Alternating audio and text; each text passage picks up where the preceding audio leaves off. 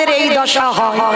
জানেন ওই মহাভারতে অন্ধ ধৃতরাষ্ট্র যেদিন 100 সন্তান হারিয়ে বাবা ওই যুধিষ্ঠির অন্নে প্রতিপালিত হচ্ছিল, মানে আজকের এরা 5 ভাই, এরা জীবিত, আর ধৃতরাষ্ট্রের 100 ছেলে বাবা প্রাণ হারিয়েছে।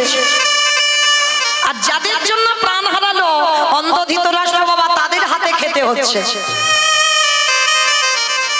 মহাভারতে বিদুর এসে বলেছিল,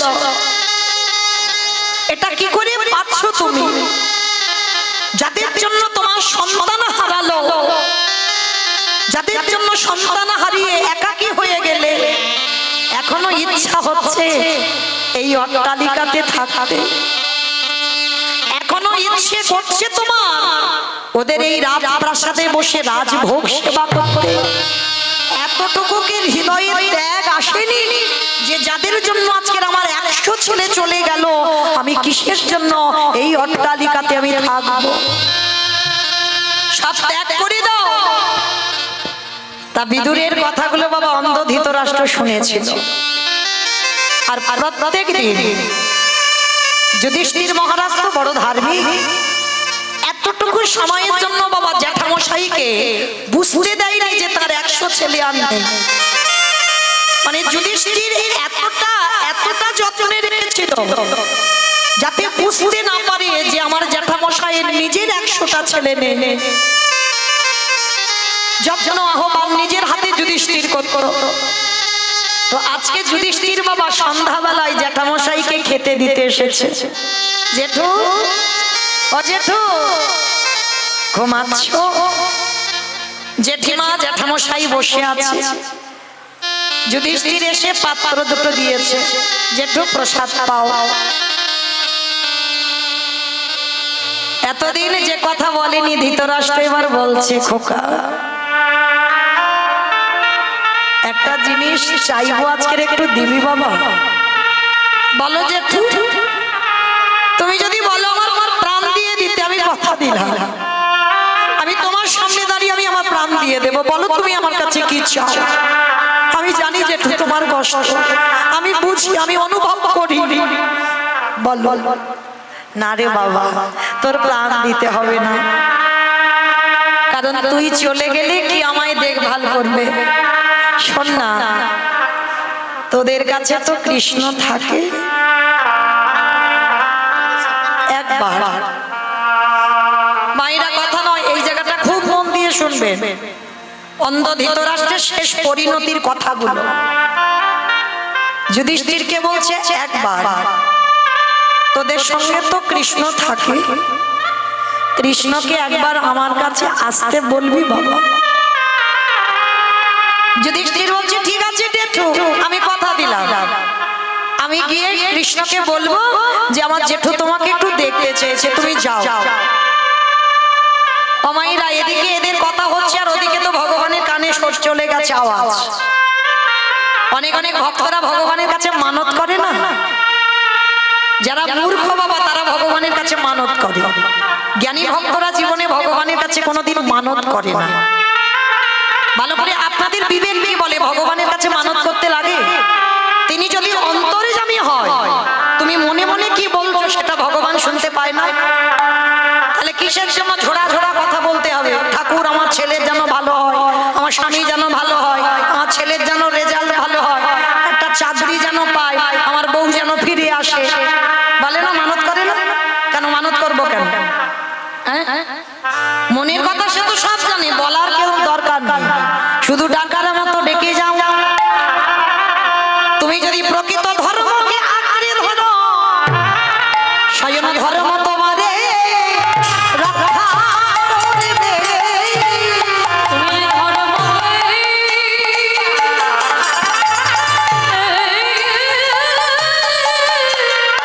যদি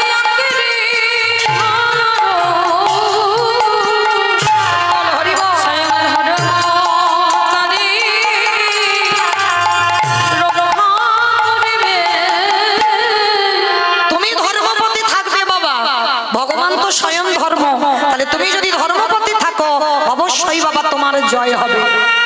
কারণ গান্ধারী বলেছিল না, যুধিষ্ঠিরকে বলল না, যথা ধর্ম তথা জয়, অধর্মের হবে ক্ষয়। তোমার যদি প্রকৃত ধর্মপথ থাকে তুমি জয়ী হবে, আর যদি তুমি অধর্মের পথে থাকো তোমার বিনাশ অনিবার্য হবে। এটা শুধু মহাভারতে নয় বাবা, কলিযুগেও হবে, এটাই বাধ্য। তো আজকে যেই না কৃষ্ণ শুনতে পেয়েছে যুধিষ্ঠির বেরিয়েছে, আমার ভগবান গিয়ে দাঁড়াইছে। ভগবান গিয়ে দাঁড়িয়ে বাবা আজকের অন্ধ ধৃতরাষ্ট্রের কাছে গিয়ে ডাকছে, অজেঠু আমাকে তুমি ডেকেছো, আমি চলে এসেছি, বলো আমার কাছে কি চাও। ওরে কৃষ্ণ রে, চাওয়াটা দেখেন ধৃতরাষ্ট্রের, এই জীবনে তোরে আমি চিনতে পারলাম না, কিন্তু যে সময়ে ছিলাম সেই সময় হলো আমার যাবার সময়। জেঠু বলো কেন ডেকেছো? কৃষ্ণ একটা জিনিস চাইবো, দিবি বাবা? কি চাও জেঠু? কৃষ্ণ রে, আমার মনে বড় ইচ্ছা ছিল, যাদের পক্ষে আমার কৃষ্ণ ভগবান বর্তমান ছিল, তাই তো তারা জয়ী হয়ে কুরুক্ষেত্রের মাঠ থেকে ফিরে এলো। কৃষ্ণ রে, তোরে ভুবনে মঙ্গল ভোলানো রূপ আমি দেখতে চাই। ও, তুমি দৃষ্টিটা ফিরে পেতে চাও, এই তো? ঠিক আছে, আমি দিচ্ছি। তার মানে তুমি পৃথিবীর আলো দেখবে না?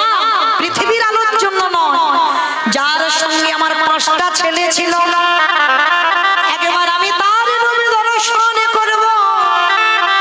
ঠিক আছে, আমি দিচ্ছি, এক্ষুনি দেব।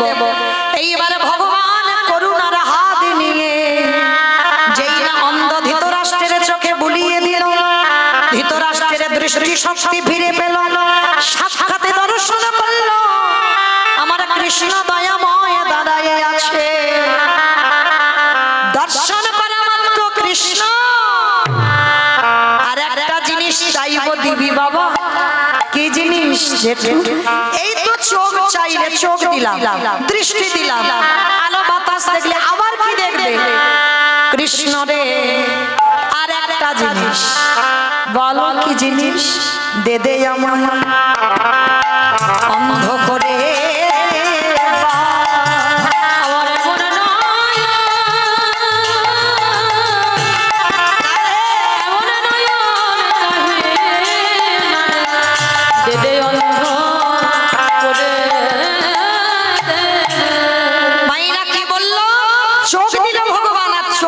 কৃষ্ণকে দেখেছে, দেখে বলছে কৃষ্ণ আরো একটা জিনিস দিয়ে এবার আমার অন্ধ করে দে। ও জেঠু, এই তো চোখ চাইলে আবার অন্ধ হতে চাইছো কেন? ওরে কৃষ্ণ রে, এই জগতের সংসারে মাঝে যদি কোনো একজন ব্যক্তি কৃষ্ণ চরণ দর্শন করে ফেলে, যদি কোনো ব্যক্তি কৃষ্ণ বদন দর্শন করে, তার তো বাহ্যিক জগতের কোনো কিছু দেখতে ভালো লাগে না। তাই তোর চরণে নিবেদন, একবার আমাকে কৃপা করে অন্ধ করে দে। আমি আর পৃথিবীতে তোকে ছাড়া আর কিছু দেখতে চাই না। কৃষ্ণ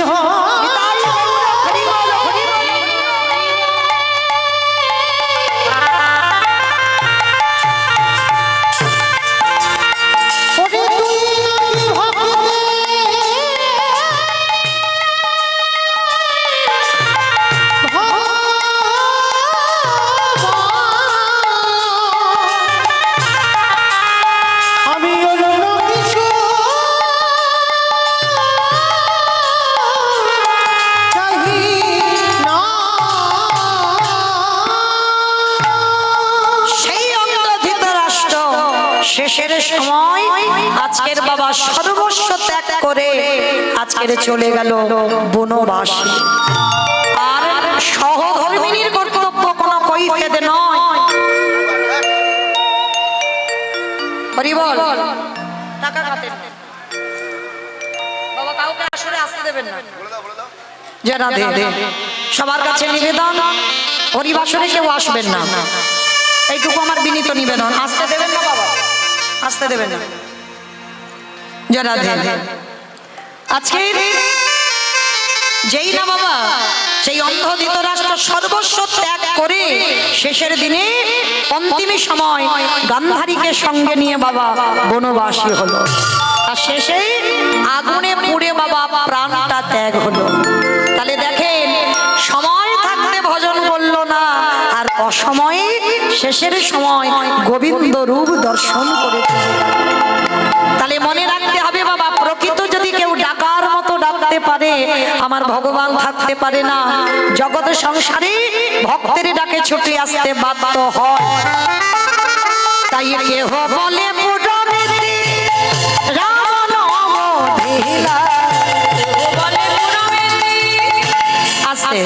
মাইরা এগুলো কোনো গান নয়, মহাজনী পদাবলী।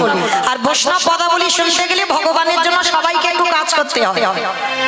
মানে এই বৈষ্ণব পদাবলী শুনলেই বাবা এটা ভজন, মহাজনদের পদাবলী শুনলে বা গাইলে এটা ভজনের মধ্যে হয়ে যায়। তাহলে আজকের আমরা সবাই বাবা আজকের ভজন শ্রবণ করছি, কৃষ্ণ নাম শ্রবণ করছি, এটাও ভজন হয়ে যাচ্ছে। তাহলে কাজ তো করতে হবে। যদি আমার সঙ্গে গান গাইতে না পারেন তাহলে কাজ করতে হবে। কি কাজ? শঙ্খধ্বনি, উলুধ্বনি। আর যাদের যাদের দুটো হাত আছে, আমার আছে তো হাত, যাদের আছে কই একবার দেখিয়ে দাও। নিতাই বাবুরা প্রেমানন্দে। বেশ, কই এবার একটু উলুধ্বনি প্রেম সে। কেহ বলে পূজা ব্যক্তি রাম রাম ভিলা, কেহ বলে পূজা ব্যক্তি আমার গুণারি।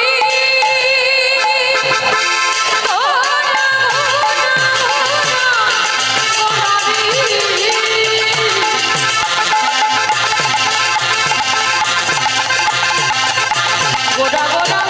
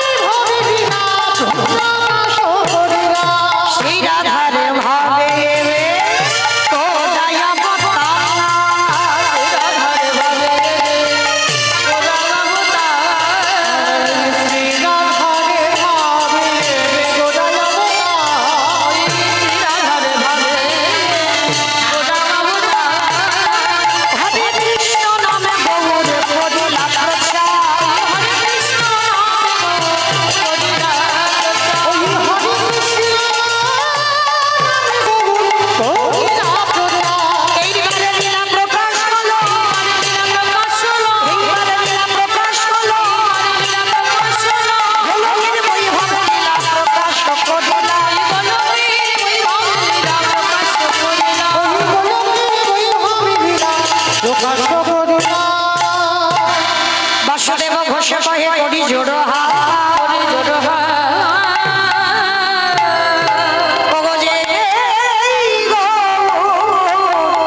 সেই কৃষ্ণ সেই তো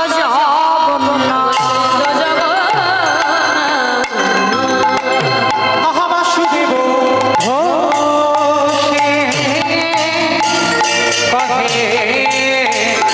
এই গানে লীলা প্রকাশে হলো বাসুদেব।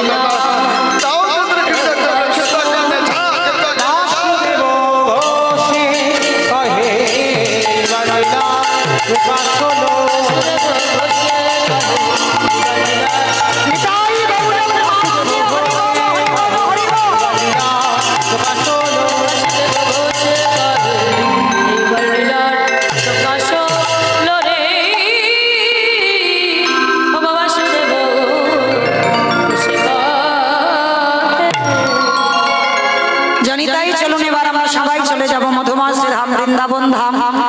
ততক্ষণ ছিলাম নদিয়ায় বাবা, আশ্রয় করলাম, বিষয়ে যাব। এবার সবাই আমরা একবার প্রেম সে বলেন গৌর সুন্দর কি, নবদ্বীপ ধাম কি, সচির নন্দন কি, ধ্বনিটা হলো কি। এটাও জয়, সব জয়, সব বললাম ধ্বনিটা হলো কি, এটা নাকি জয়। মানে ভক্ত ডুবে গেছে, কি বলছি আমার দিকে খেয়াল নেই, মানে জয় বলছি, জয় জয় বলেই যাচ্ছে। আমি বললাম ধ্বনিটা হলো কি, হলো না, একটু প্রেম সে দাও। এত জোরে জয় দেবে?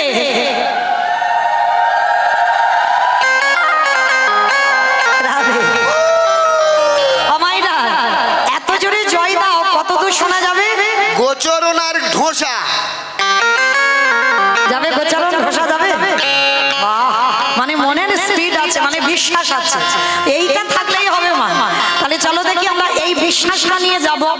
ধ্বনিটা এ জন্মে যদি ঢোসা না যায় তো যাবে কোনো না কোনো জন্ম, একেবারে গৌর চরণে। ঢোসা যেতে হবে না, যেন গৌর চরণে যায়, সেইভাবে ধ্বনিটা করতে হবে।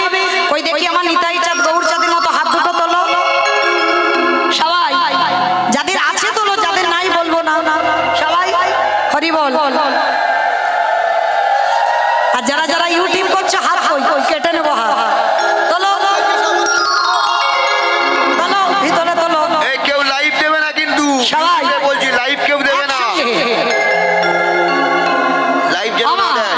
পিছনটা ধসে গেল জানো, তোলো তোলো। ধসা রোগটা ভালো নয়, ও সব ধসে যাবে। এমনি বৃষ্টি হচ্ছে বাবা, আবার যদি সব ধসে যায় ওখান থেকে ডুবে যাবে সব। তোলো দেখি সবাই একসঙ্গে বলো গৌর সুন্দর কি, নবদ্বীপ ধাম কি, সচির নন্দন কি, বিষ্ণুপ্রিয়া কি, নিতাই চাঁদ কি, ভক্তবৃন্দ কি, হরিবাসর ধাম কি, সাধু গুরু বৈষ্ণব কি, আপন আপন গুরু চরণ কি, নিতাই গৌর প্রেমানন্দে। বাহ, আমার হাত একটু ব্যথা হলো, কিন্তু একটা ব্যায়াম হলো। তো চলো এবার যাই একটা ভজন গাইতে গাইতে বৃন্দাবন। একটা ভজন হবে তো, চলো একটা ভজন গাই।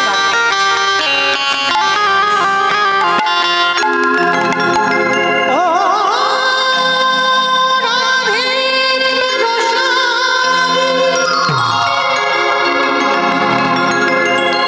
मैं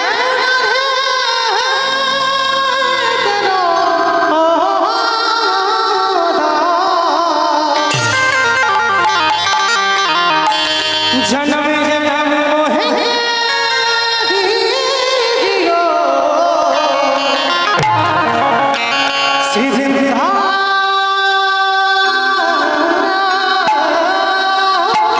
बनवा जय राधे श्री राधे, जय श्री कृष्ण बोलो जय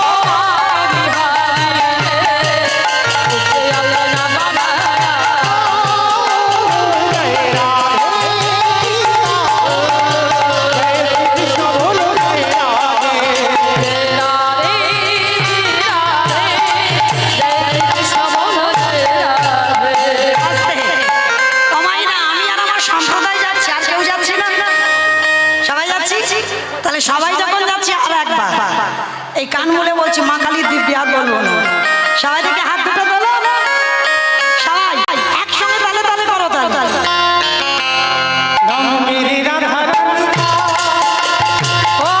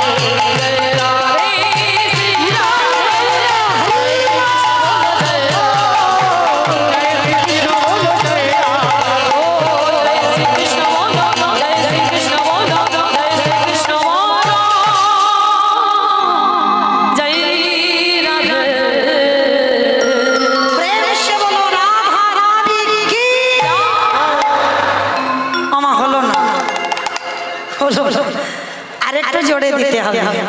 আচ্ছা মা, তোমাদের এই গোয়ালবেড়িয়াতে শাশুড়ি বৌমাতে ঝগড়া টগড়া হয় না? আমি জানি হয়, আমাদের অনেক আত্মীয় তো এদিকে, খুব ভালো করে জানি।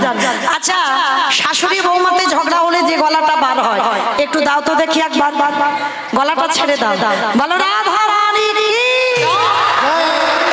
তার মানে হয় বৃন্দাবনেশ্বরী কি, যমুনা মাইয়া কি, নন্দগাঁও কি, উঁচাগাঁও কি, বর্ষানাম কি, ভক্তবৃন্দ কি, হরিবাসর ধাম কি, সাধুগুরু বৈষ্ণব কি, আপন আপন গুরু চরণ কি, নিতাই গৌর প্রেমানন্দে। চলেন আজকের বৃন্দাবনে গিয়ে আমরা আস্বাদন করব এমন একটা লীলা, যে লীলার নাম হবে বৃন্দাবনের মাটিতে পিসিমার কোলে গৌর নিতাইয়ের মিলন। আস্বাদন হবে পিসিমার নিতাই গৌর। এই লীলাটা বাবা কোনো গল্প নয়, সত্য ঘটনা। মানে সত্য ঘটনা, একটা সংসারী মা কিভাবে গৌর নিতাইকে ভালোবেসে পুত্র রূপে যে তাকে পেল, লীলাটা শুনলেই মা বুঝতে পারবেন যে সংসার জীবনে থেকে কি ভজন করে ভগবানকে পাওয়া যায় না? খুব পাওয়া যায়। ডাকার মতো যদি ডাকা যায়, ভালোবাসার মতো যদি বাসা যায়, তাহলে বাবা নিতাই গৌর ওই পাথরের বিগ্রহ নয়, নিতাই গৌর তোমার কাছে তোমার সন্তান হয়ে ধরা দেবে। তাহলে ভালোবাসাটা কিরকম করতে হবে আজকের লীলার মধ্যে প্রকাশ পাবে। তো চলেন, লীলাটা হচ্ছে শুরুটা নদিয়া জেলায় উলা গ্রাম। আর এই নদিয়া জেলায় উলা গ্রামে বাবা মুখার্জি পরিবার। এই মুখার্জি পরিবারে বাবা জমিদার গিন্নিমা, যার নাম ছিল চন্দ্র শশী দেবী। এই চন্দ্র শশী দেবী অতুল সম্পত্তি ছিল, জমিদার মা তো। আর আগেকার দিনে জমিদার মানে বাবা বুঝতে পারছেন, সোনা দানা টাকা পয়সা মণি মানে কিছু অভাব নেই, কিন্তু মায়ের একটা অভাব ছিল। দেখবেন বাবা জগৎ সংসারে সমস্ত নারী জাতিদের সব সুখ হবে, একটা সুখ যদি না থাকে বাবা তার মৃত্যুর আগের দিন পর্যন্ত কাঁদতে হয়। বলো তো সেটা কি? সন্তান। আস্তে মা লীলাটা শোনেন, দেখবেন খুব ভালো লাগবে, বুঝতে পারবেন কি করে ভগবানকে সেবা করতে হয়, বুঝতে পারবেন। একটু শোনেন। আজকে এই মায়ের সব ছিল কিন্তু সন্তান ছিল না। হঠাৎ স্বামী দৈব দুর্ঘটনায় 2 বছর মারা গেছে। দাস দাসীরা, কাজের মেয়ে ছেলে অনেক রয়েছে, কিন্তু থাকলে কি হবে, মা যে একা হয়ে গেছে। যদি একটা সন্তান সন্ততি থাকতো তো মা সময় কাটতো, কিন্তু তাও তো নেই। 2 বছর স্বামী মারা গেছে। ঠিক দুপুরবেলা বারান্দায় বসে বসে মা আজকের কাঁদছে। হঠাৎ ওই নবদ্বীপ থেকে বাবা কতগুলো ভক্ত মিলে দল বেঁধে সবাই যাচ্ছে বাবা হরি নাম শুনতে। মানে উলা গ্রামে একটা হরি বাসর তৈরি করেছে, যেমন এই আমার বাবা ঠাকুর কীর্তন করাচ্ছেন প্রতি বছরের ন্যায় আপনারা ছুটে এসেছেন, ঠিক এই রকম দূর দূর থেকে ভক্তরা সবাই আসছে হরি নাম শুনতে বলে। আজ আমি যেমন গাইছি, সেদিন নদিয়ায় একটা কীর্তনিয়া কীর্তন গাইছে। তার সমস্ত ভক্তরা যেতে যেতে দেখছে মা বারান্দায় বসে বসে কাঁদছে। আর যখন বারান্দায় বসে কাঁদছে, সমস্ত মেয়েরা বলা বলি করছে, হ্যাঁ দিদি চল না, আমার মনে হয় মায়ের মনটা বড় ভালো নেই, মাটা কেমন কাঁদছে। জমিদার মা হলে কি হবে, গ্রামের লোকজনেদের তো খুব ভালোবাসে, ওই জন্য সবার কাছে খুব প্রিয়। তা বলছে চল, মার মনটা ভালো নেই, আজকের মাকে নিয়ে কীর্তন শুনতে যাব, চল চল। তা মার কাছে গিয়েছে সবাই মিলে, ডাকছে মা একটা কথা বলবো আমরা।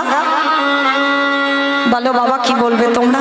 আচ্ছা মা, তোমার দেখে মনে হচ্ছে আজকের মনটা তোমার ভালো নেই, ও মা চলো না আমাদের সঙ্গে একটু হরিনাম শুনতে যাবে। তা চন্দ্র শশী মা বলছে হরিনাম, সেটা আবার কি? সেটা খায় না মাখে গো। মা জানে না কোনোদিন হরি নামটা কি।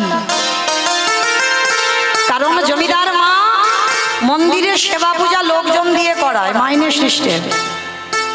বাসন মাজার লোক আলাদা, জামা কাপড় কাচার লোক আলাদা, রান্না করার লোক আলাদা, এমনকি ঠাকুরটাও সেবা দেয় সেটাও লোক রেখে। মানে মা কোনোদিন এসব যায় না। তাই আজকের হরিনামটা যে কি মা জানে না। তাই বারে বারে বলছে ওই হরিনামটা আবার কি খায় না মাকে।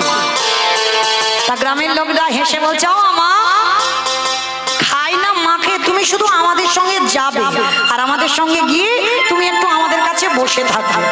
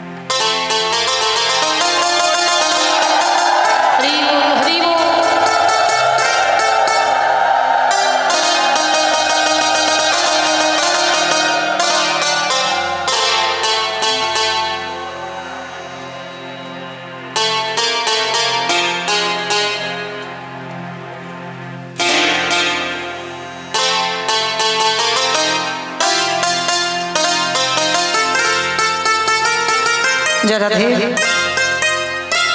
শুধু ভক্ত চরণে আমার একটা নিবেদন। আজকে যে বাবা ঠাকুর কীর্তন করাচ্ছেন আপনাদের চরণে যাবেন, যার যেমন সামর্থ্য, যার যেমন ক্ষমতা আছে আপনারা ওনার ভিক্ষার আঁচলে একটু দেবেন। কারণ মনে রাখতে হবে বাবা, ব্যাংক ব্যালেন্সের টাকা তো সবাই জমায়, সেখানে যে জমাচ্ছ না তোমার নমিনও রাখতে হয়েছে। কিন্তু আমার গৌর হরির ব্যাংকে কিছু দিলে সেখানে নমিনও রাখতে হয় না। ভগবান শেষের দিনে ওটা বাবা বিফল হয় না। কারণ তুমি তো নিঃস্বার্থভাবে দিচ্ছ, তুমি কিছু পাওয়ার জন্য দিচ্ছ না, কামনা বাসনায় দিচ্ছ না। যাতে একজন ভক্ত প্রতি বৎসরের ন্যায় হরি বাসর করতে পারে তার জন্য তুমি দিচ্ছ। এত ভক্ত সেবা হচ্ছে, আমরা তো অনেকে পারি না। তো যাই হোক, এই অর্থ যদি ওখানেও কাজে লাগে সেটাও বাবা অনেক। কারণ আমাদের অনেকের অর্থ আছে কিন্তু বাবা সুযোগ হয়ে ওঠে না, আমরা পারি না ভক্ত সেবা দিতে। তাই যিনি দিচ্ছেন সবার কাছে আমার নিবেদন, যার যেমন ক্ষমতা, যার যেমন সামর্থ্য আছে আপনারা একটু একটু করে ওনার আঁচলে দান করবেন। আমরা কীর্তনিয়া হয়েছি বাবা, ভক্ত হতে পারি, আশীর্বাদ করবেন। এই জন্ম হয়ে গেল, এর পরের জন্মে যদি কোনোদিন মনুষ্য কুলে আসে আর যেন বাবা কীর্তনিয়া হতে না হয়। আমি চাই না, হরি বাসরে বলছে আমি চাই না কীর্তনিয়া হতে, যেন আপনাদের মতো ভক্ত হয়ে আপনাদের মতো যেন ধুলায় বসে কৃষ্ণ নাম যেন শুনতে পারি। নিতাই গৌর প্রেমানন্দে হরি বল। তাই সবার কাছে যাচ্ছেন আমার বাবা ঠাকুর, প্রত্যেকে দেবেন, কেউ বৈভব করে দেবেন না, কেমন? আর আজকের লীলাটা শুনলে বুঝতে পারবেন বাবা, যদি সত্যি সত্যি কেউ লীলাটা আজকে শোনেন তাহলে বুঝতে পারবে ত্যাগ কাকে বলে। আর আজকের সেই চন্দ্র শশীমা ত্যাগ করে আজকে কি করে নিতাই গৌরকে লাভ করে ফেললো, ভালো করে শুনবেন কেমন? তো সেই জমিদার মা বলছে কীর্তন খায় না মাখে গো।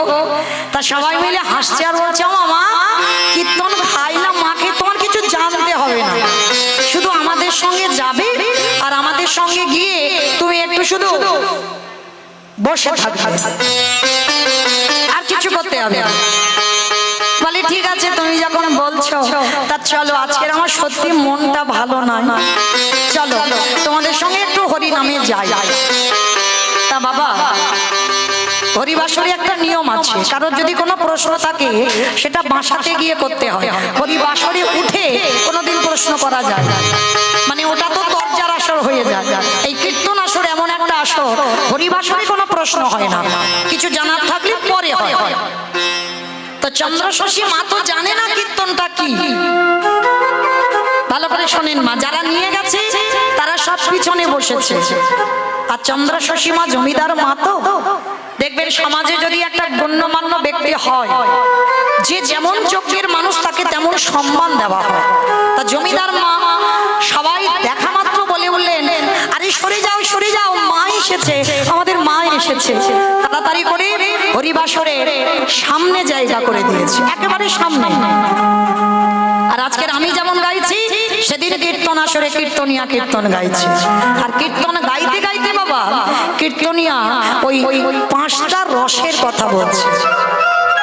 মানে ভগবানকে ভালোবাসতে গেলে তো 5টা ভাব দরকার, শান্ত, দাস্য, সখ্য, বাৎসল্য, মধুর। মানে এই 5টা ভাবের ভিতরে তোমার ভালোবাসতে হবে, এর বাইরে কিন্তু ভগবানের সঙ্গে প্রেম হবে না। শান্ত ভাব কাকে বলে? যদি মনে করো তুমি জীবাত্মা, ভগবান পরমাত্মা, এই সম্পর্কের নাম শান্ত রস। দাস্য রস, যদি মনে করেন ভগবান প্রভু আর আপনি তার শ্রী চরণের দাস, এই সম্পর্কের নাম দাস্য রস। সখ্য রস, যদি মনে করেন ভগবান হলো বন্ধু আর আপনারা হলেন তার বন্ধু বা বান্ধবী, এই সম্পর্কের নাম হলো সখ্য রস। বাৎসল্য, যদি মনে করেন ভগবান হচ্ছে আপনার সন্তান আর আপনি হলেন তার পিতা বা মাতা, এই প্রেমের নাম হচ্ছে বাৎসল্য। আর মধুর, আস্তে না কথা নয়, আস্তে। মধুর ভাব কাকে বলে? যেটা বেসেছিল শ্রীমতী রাধারানী, যেটা বেসেছিল মীরাবাই। এদের সংসার ছিল, এদের স্বামী ছিল, সব ছিল, থাকা সত্ত্বেও বাবা গিরিধারীকে ভগবানের জায়গা, ভগবানকে স্বামীর জায়গা দিয়েছিল।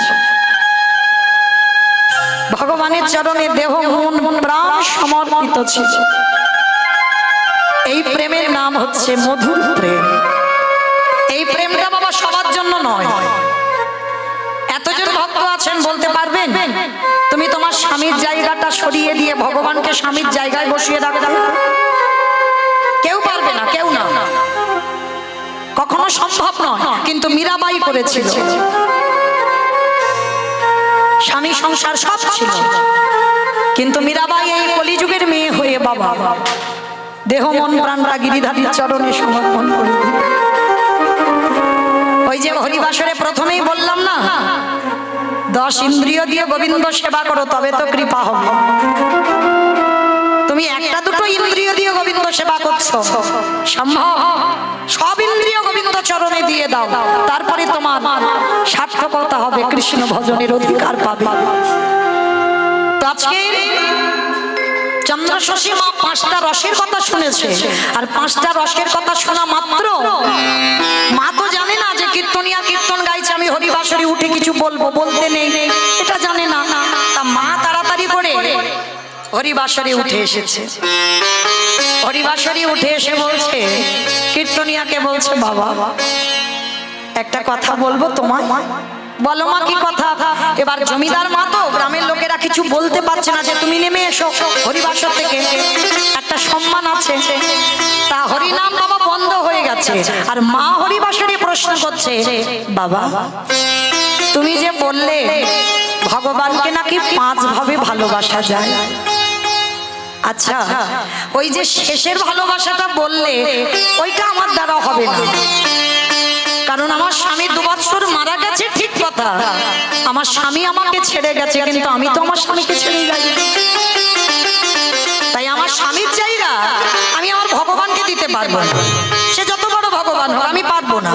তবে হ্যাঁ, তুমি যে ওই বললে না, ওই ওর আগের যে ভালোবাসাটা, ভগবানকে যদি বাৎসল্য প্রেমে ভালোবাসা যায়, তুমি যদি বলো, তাহলে আজকে থেকে আমি কি ভগবানকে বাৎসল্য রূপে ভালোবাসতে পারবো?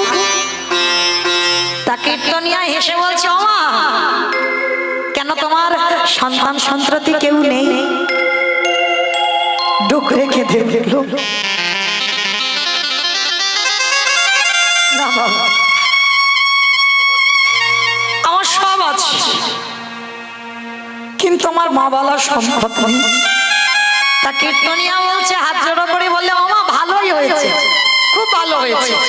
সেই যখন তোমার সন্তান সন্ততি নেই, আমি হরিবাসরে দাঁড়িয়ে কথা দিচ্ছি তোমার, তুমি ওই মন্দিরে নিতাই গৌর আছে, নিতাই গৌরকে আজকে থেকে তুমি সন্তান রূপে ভালোবাসো।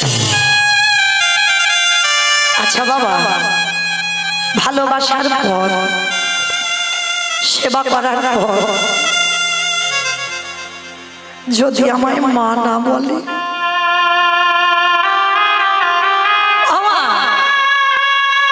তুই যেমন তেমন করে ভালোবাসবে আর সে তোমায় মা বলে ডাকবে, এটা সম্ভব? আমি বলে দিয়ে যাচ্ছি কিরকম ভালোবাসবে। মায়ের কোলের কাছে যেমন সন্তান থাকলে মায়ের ঘুম হয়, সন্তানের কোলের কাছে তার মা থাকলে যেমন ঘুম হয়। দেখবেন বাবা, বাবার কাছে সন্তান বড় হয়, কিন্তু মার কাছে নয়। মা জিনিসটা এমন না, মার কাছে সন্তান সবসময় ছোটই থাকে।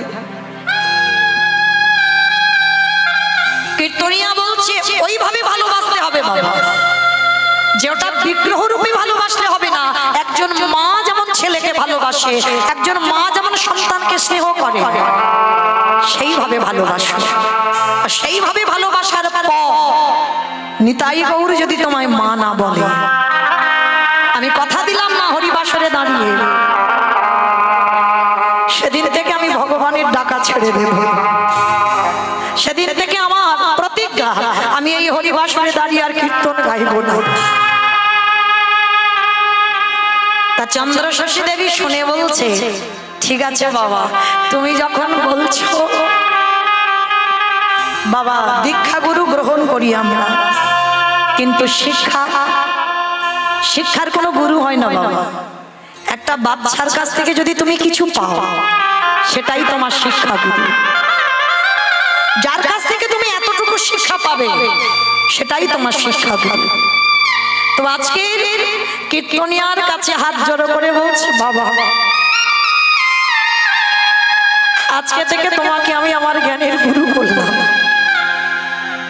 আমি কথা দিলাম, আমার মন্দিরে নিতাই গৌরকে লোক দ্বারা মাইনে দিয়ে সেবা করাই, কথা দিলাম আজকে থেকে আর আমি মাইনে দিয়ে সেবা করাবো না।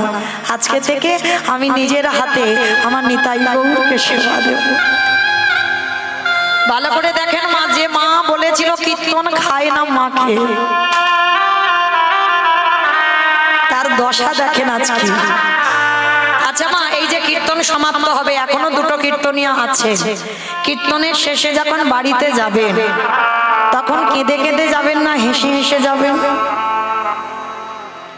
হেসেই যাব তো বাবা। কীর্তনিয়া কেমন গাইলো, কীর্তনিয়া কেমন নাচলো, কীর্তনিয়া দেখতে কেমন, হ্যাঁ, মানে কত কত রকমের বর্ণনা করতে করতে যাবে অনেক লোকেরা। কিন্তু চন্দ্রশশী দেবী, যে মা কীর্তনের কিছু জানতো না,